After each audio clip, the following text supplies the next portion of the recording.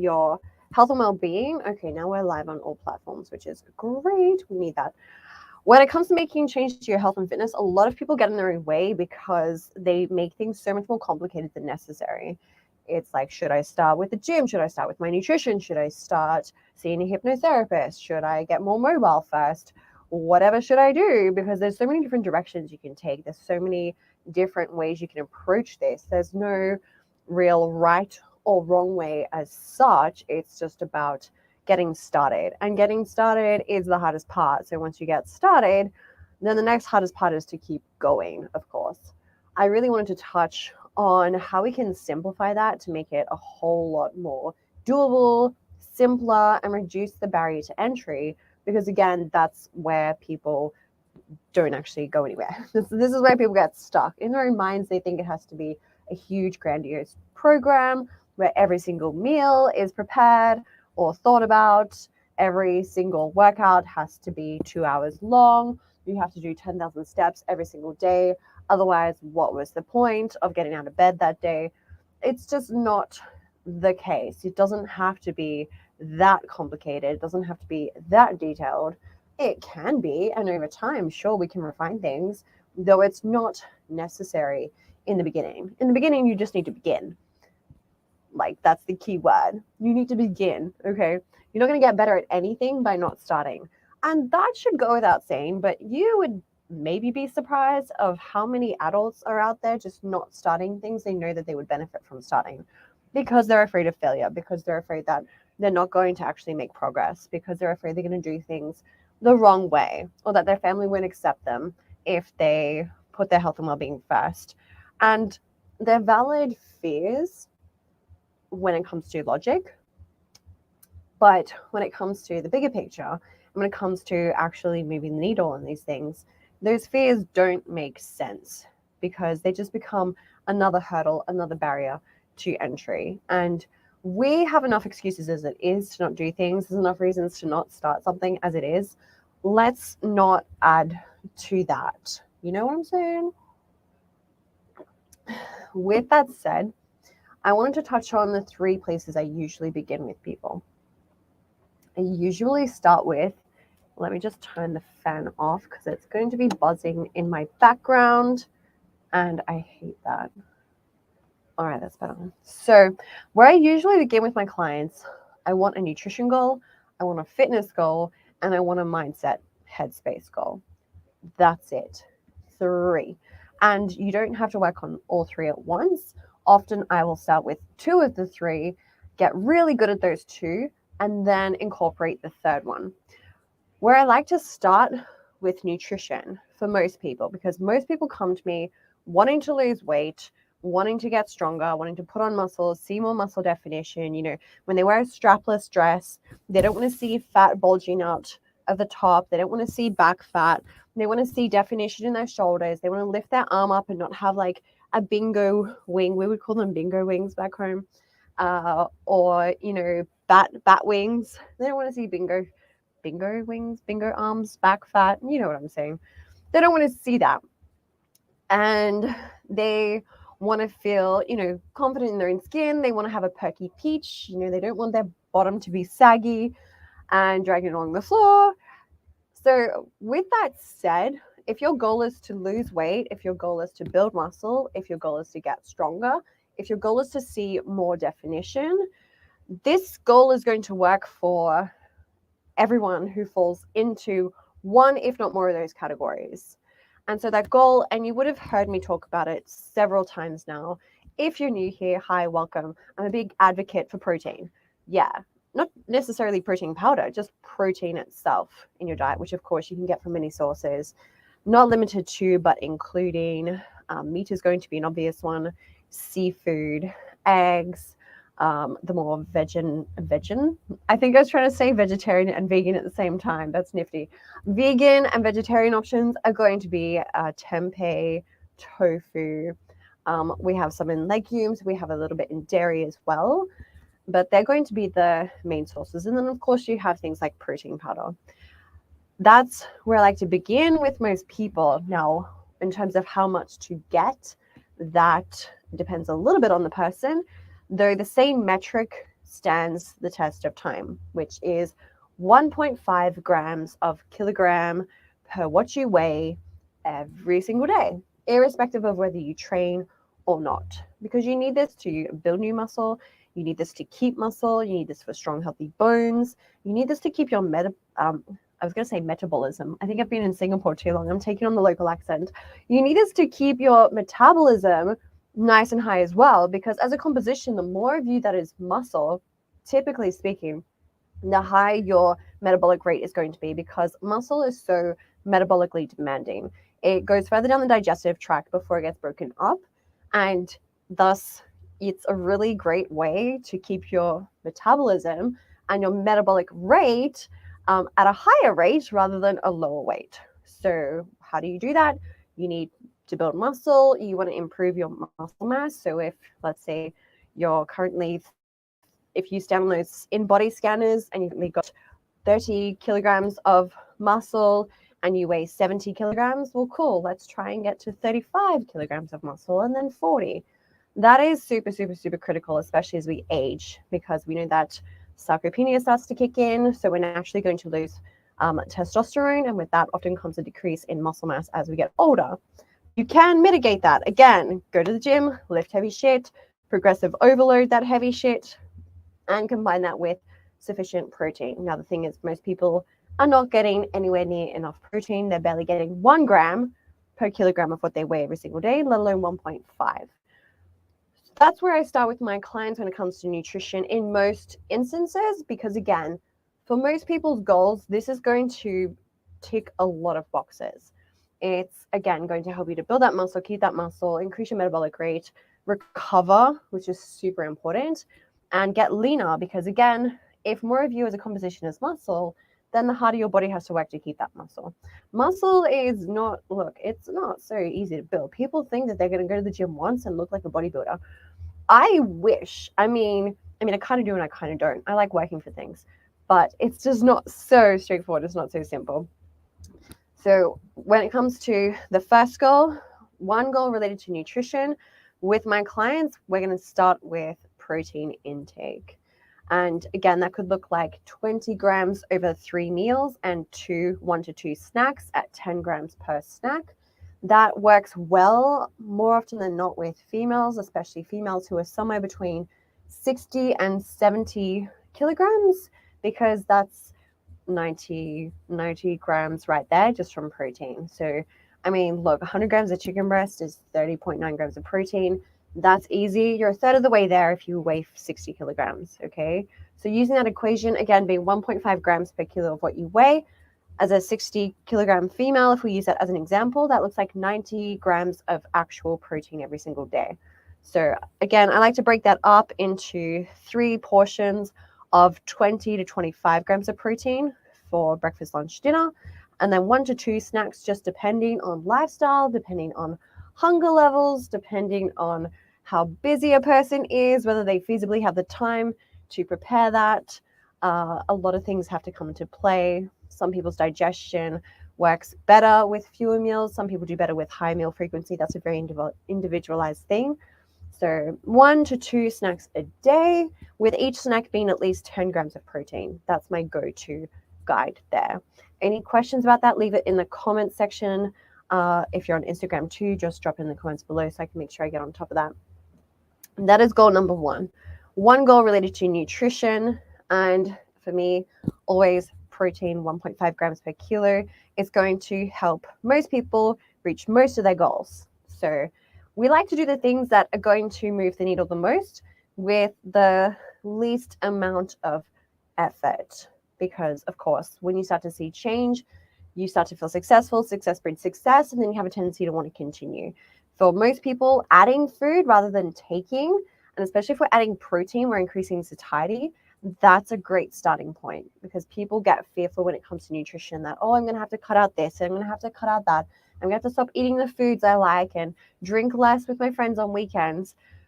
And whilst all that can be helpful, chances are if you increase how much protein you take in, you're not going to have the desire to eat or drink any of that. You're not going to have the hunger or appetite to eat or drink that, because you're just so full. I mean, protein is so incredibly satiating. That's what we love about it. So we're going on to the second goal now. So the second goal being more movement and fitness related. And what I like to work on with people, look, this can come in a number of ways. I'm going to stick to the common ways that I use this. And for some people, it's going to be step count, especially if you work in an office, you're sedentary, you are from 8 a.m., if not earlier, until 5, 6, 7 p.m. on calls. You are basically locked in your cubicle and don't have the opportunity to move around a lot because you're just tied up on the phone all the time, or you've got your hands tied to the keyboard replying to emails. I like to see people's step count increase. And where I usually start is with a 20% increase on their current normal and consistent number. As an example, if a person who works in an office fits the description I just mentioned, is getting, let's say, 3,000 steps a day. And do you know what? That's actually not uncommon. It doesn't sound like a lot of steps. It's not a lot of steps. Most people overestimate how active they are and they underestimate how much they eat. So, in saying that, unless you're walking to the train station and you're walking from the train station to work, and unless you're walking out at lunchtime to get some sunshine, maybe not today if you're in Singapore, and to get their steps up, chances are you're probably not even hitting 3,000, 4,000 steps a day. I'm going to quickly check how many I'm up to. I have been for a few. Oh, not bad. 4,600. Okay. Not bad, but that's more than usual. I had to go down to the store and come back twice. I forgot my ID. So 20% increase what your normal intake is, for me, is usually a good starting point. So if someone is typically getting 3,000 steps, I'm going to try and get them to 3,600 consistently. Chances are they exceed that. Chances are they'll get to 4,000, maybe 4,200. And then we have that become the new norm. And then again, we try and increase by another 20, usually 20 to 30% from that number. So when we get to 4,200, then another 20% on that is going to be closer to 5,000. And then we're halfway to 10. So really gradual, bit by bit by bit. I like to give people small, tangible, bite-sized bits that they can work with. Okay, so knowing that I want you to get 1.5 grams of protein per kilo of what you weigh a day, it's a feasible, tangible number to work with. Knowing that I want someone to try and hit 4,000 steps if they're getting 3,000, or 5,000 if they're getting 4,000, it's easy. Getting movement throughout the day is going to be so important when it comes to your circulatory health, with your respiratory health. And of course, when people travel a lot, they increase their risk of deep vein thrombosis, DVT, which is where we have kind of blood accumulate in the blood vessels, where your circulation really starts to slow down because you're stuck in the same spot and the blood can't flow and circulate throughout the body as it usually would. Now, if you fit into that category, this is hugely, hugely important, because we don't want that. You don't want to have parts of you amputated because blood got stuck at your ankle and couldn't return to your heart. So movement throughout the day is where I usually begin when it comes to the first fitness goal that I set with people. And of course, we can set other performance goals too. We might set the goal of back squatting their body weight, which is a great place for a lot of people to work towards. That might be a 12-month goal. It might be a 24-month goal. Though initially, I just want people to be on their feet more often and get into the habit of being on their feet more often. You know, how many of us take the elevator or stand still in the escalator when you don't have to? If you took those opportunities and added them up over the course of a day, a week, a year, that amounts to kilometers worth of steps that you're getting. And think about the increase benefits your heart gets from that. Just by standing, you increase your beats per minute, your heart rate is what I'm trying to say, by 10 to 20 beats per minute. And the heart is a muscle. It needs to be worked. It's not going to continue to work well and efficiently if you don't use it. That should just go without saying. So increasing your time spent on your feet, if you can't get more steps in throughout the day, which some people, again, cannot, just depending on lifestyle, that can be really, really challenging, then I want people to spend more time standing than sitting. And what I like about the Apple Watch is that it tells you that. It tells you how many hours you spend standing. And I'm sure a lot of the other wearable devices, the smartwatches, will do that too. I'm just not so familiar with them. So currently, I have been standing for 5 hours today. So it's 10 a.m. I've been on my feet since 5. That to me is great. I am, obviously elevating my heart rate.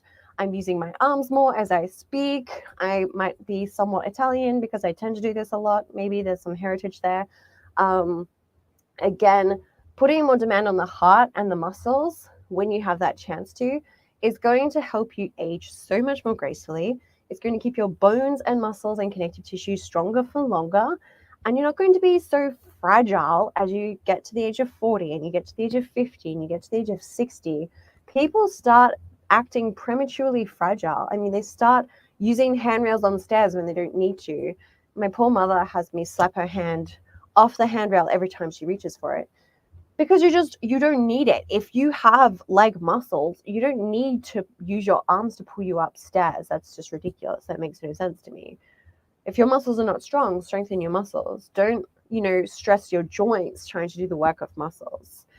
So the second goal in regards to everything I'm discussing is movement. Just getting more movement throughout the day, getting more steps in as much as you can, looking to increase your current step count by 20 to 30%, reach a point where you can sustain that and then get to another 20 to 30% increase. And then again, try and sustain that and see what you can get to. If you can get to 8,000 consistently, then great. If you can get to 10,000, amazing. If you can get to 12 and beyond, love that. They have noticed a positive correlation between quality of life and longevity up until the point of getting 16,000 steps.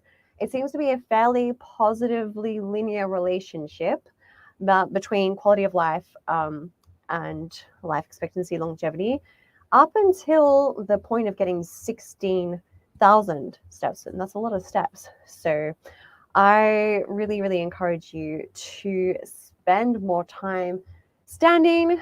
And naturally, if you're standing, you're more inclined to take a step. You're more inclined to, go from one point of the room to the next. Not many of us stand perfectly still and rigid. A lot of us will naturally shift our weight from one side to the other. So more time standing if you cannot get steps in, but definitely more time spent standing is going to make a huge difference. And again, a lot of these devices are great in that they will help you to identify how many hours you spent on your feet. So that is a great, great, great one to use as a default or as like a second metric in the event that steps are not so feasible for you. I do have a live training on how you can incorporate more hours standing and how to incorporate more steps into your day. If you want a copy of that, just comment obviously in the comment section so I can pass it on to you, or reach out to me via DMs on Instagram and I'll send it out to you as well. Moving on to the third goal. Okay, I want to go back to something I threaded. Isn't that a funny thing to say, threaded? Who is on Threads, by the way? I am. I like it. I was a fan of Twitter as well. And I haven't really been back on Twitter since. So what I threaded, I think this was yesterday, was you absolutely cannot hack your way to a better life if you have zero understanding of what's going on in your own mind. And I have to agree with myself. I threaded that. Look, you want to do better for yourself, you have to understand what's getting in your way in the first place. What's getting in your way in the first place is you. You are getting in the way of whatever it is that you want. You are stopping yourself from having whatever it is that you want to have. You are the barrier. You are the blockage. If you don't spend time unpacking that and being with yourself and unraveling like a ball of yarn. I mean, you know what you do with your ball of yarn? You thread. Oh my God, it goes full circle. If you don't spend time unraveling that and unpacking that and connecting the dots between your current internal dialogue and events in the past, the way that you were raised, what someone said to you once 10, 20, 30, 40 years ago, it's near impossible to have breakthroughs. It's near impossible to break into the next income bracket. It's near impossible to lose that 10th kilogram and keep it off for more than 2 months.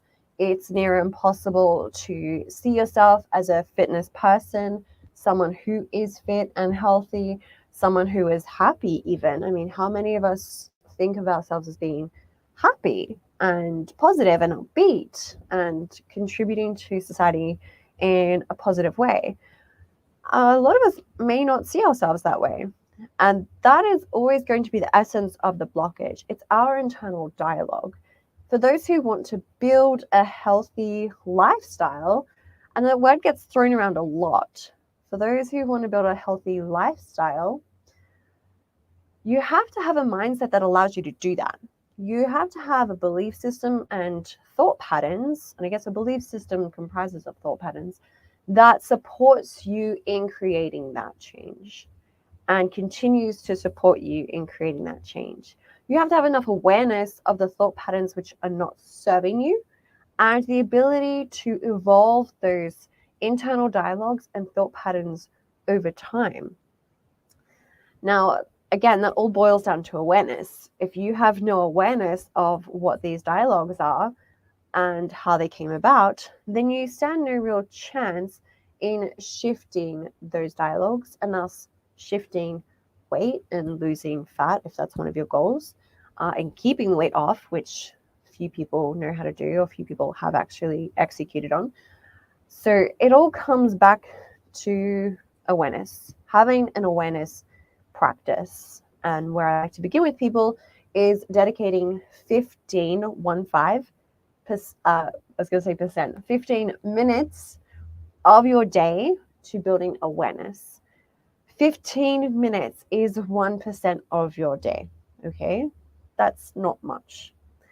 And you have to think too that the other 99% of your day is probably spent in a very reactive state, in the state of doing, responding, replying, putting out fires, going from one place to the other, and perhaps not being as mindful of things, but not mindful, not aware, not connected to oneself, not reflecting, no real internal dialogue or reflection on what is happening there. So I really wanted to highlight that as being the third goal. And these goals are in no particular order. Again, it just depends on the person, what they need the most support with. But usually these are the three that I will help a person to create and build as a habit when they start working with me. Now, some people really need to start with the mindset piece because they might have a lot of internal dialogues which are keeping them stuck and preventing them from creating change and getting that traction that they seek. Some people might have a pretty good headspace, but they have little to no awareness about how much protein they need. And their recovery may feel impaired. They might feel sore all the time. They might feel like their body just doesn't show much muscle. They put in a lot of effort in the gym, but they don't see much muscle. And that could be because they're not eating enough protein. And for some people, they might have really low mobility and they might have very tight, stiff neck, upper back, shoulders because they sit for 8, 10, 12, 14 hours a day. They might be on long haul flights. They may do 2,000 steps a day. They might be very stiff in their upper chest. And for these people, I just want them to walk more throughout the day. Just look for more opportunities to move. In saying that, it's important for you to know that these goals, again, are not in a particular order of importance. I don't share them with you in an order of importance or significance, but I think it's important to have goals in all categories when it comes to health and fitness and nutrition.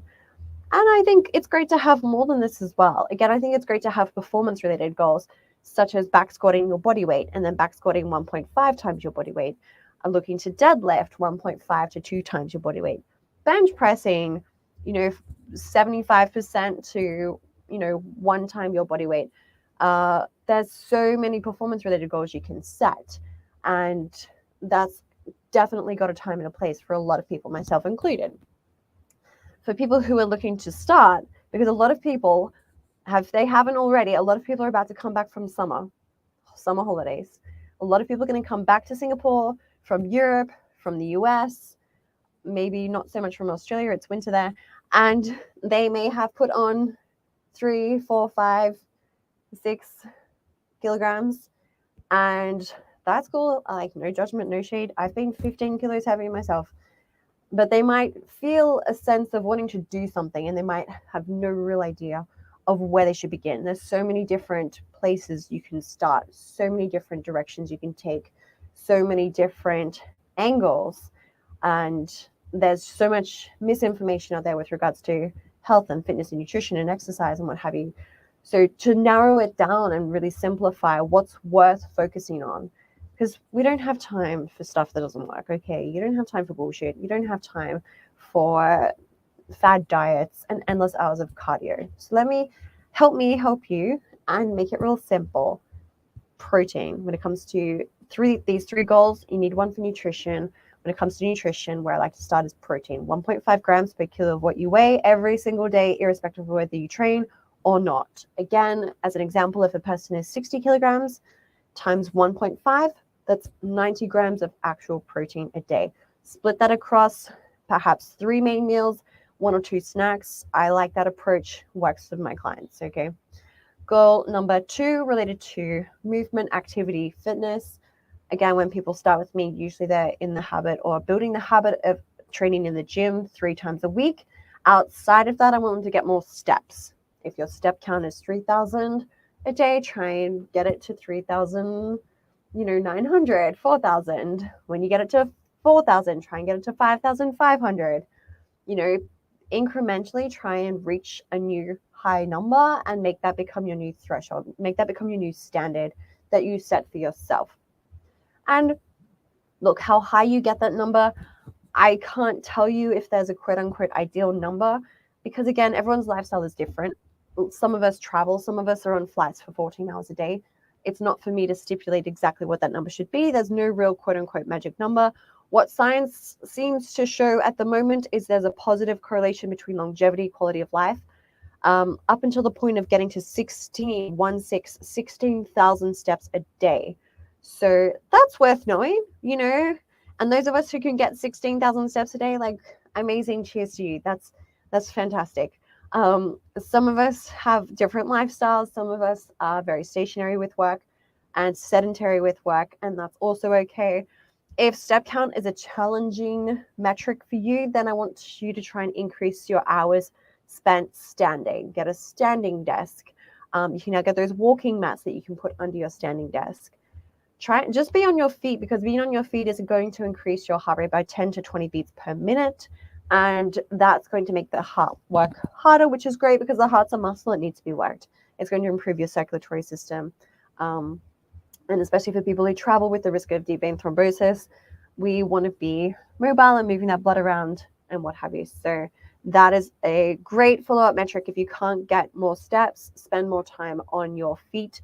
How do you know how many hours you spent on your feet? If you have a trackable, a traceable, a wearable, a lot of them will tell you that the Apple Watch does that. I'm not sure which others do. I'm not so familiar, but I am on my feet about 17 hours a day. So I think that's pretty damn good.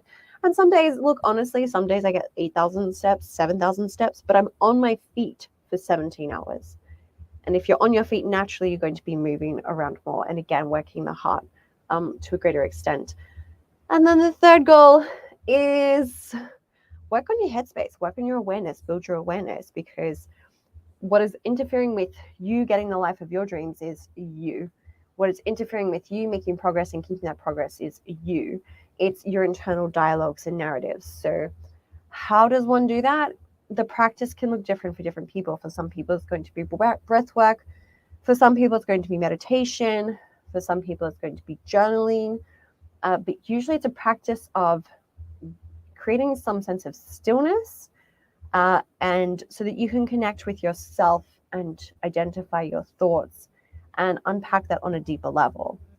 I like to aim for 15 minutes a day as a starting point for my clients. That's 1% of your day. And the 99% of your day is probably going to be in some sort of state of sleeping or reacting, replying to emails, replying to messages, answering calls, driving from one place to another, or being driven from one place to another. When we're in that state of go, go, go, go, go, react, react, react, respond, respond, respond, we're not so mindful and we just default. And when you're defaulting, you're not going to choose new thought patterns. You're not going to choose different behaviors. You're just going to, again, go back to what you usually do. And what you usually do is probably not working for you. So it's really, really critical that you spend that time with yourself and confront those thoughts and confront those feelings and unpack them and make an effort to understand why they're there. What was the origin of those thoughts? Was it something that someone said to you decades ago? Was it an interaction you had at work? Was it how you felt in a meeting? Was it a relationship you had with one of your parents? Et cetera, et cetera, et cetera. This stuff can be really complicated, convoluted, multi-layered, multifaceted. That's just people. That's the beauty of people. But in essence, if you want to create change, you first of all have to create change to your thoughts, because your behaviors are reflective of your thoughts. And so if you have the same thoughts, you'll behave the same way. You continue to behave the same way. We have the same habits. You have the same habits. You have the same outcome and the same results. And if you don't like the results you're getting, then if we, reverse engineer from that and everything I just said, the part that really needs to be addressed, of course, is the 6 inches between your ears. So yeah, I hope that helps. I hope that's insightful. Nice quick one for your Friday morning. Any questions, leave them in the comment section. Please feel free to reach out to me directly too, especially if you're on Instagram. Someone is trying to airdrop me something, which is really interesting.